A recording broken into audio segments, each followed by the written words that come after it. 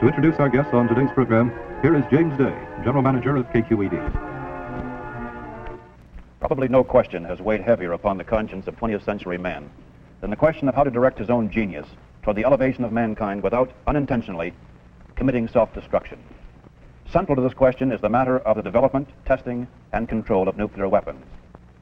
We in the United States bear an enormous burden in the decisions which must be made.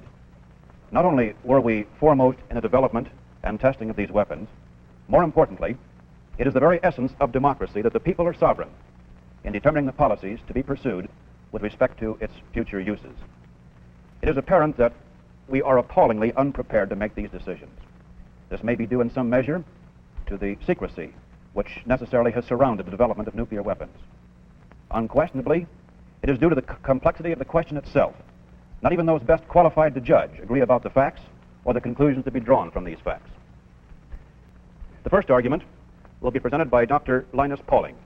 He was born in Portland, Oregon, educated in the Oregon and California schools. Now he is professor of chemistry and chairman of the Division of Chemistry and Chemical Engineering at the California Institute of Technology. Dr. Pauling has published works in the fields of physics, geology, biology, chemistry, and medicine.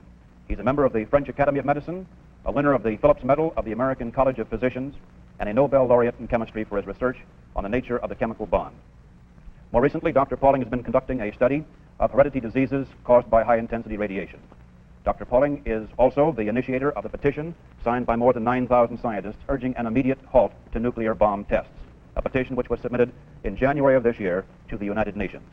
Dr. Linus Pauling.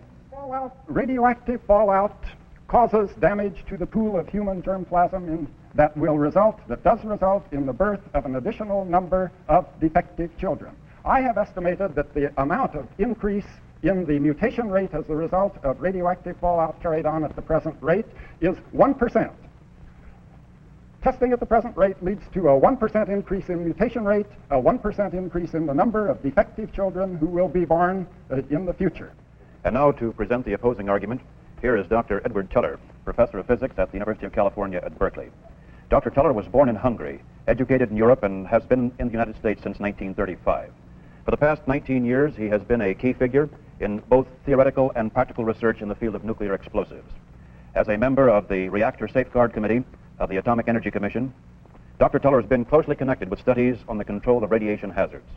He is co-author with Dr. Albert Latter of the soon-to-be-published book, Our Nuclear Future, giving a simple explanation of the nucleus together with a description of the potentialities of nuclear energy in peace and in war.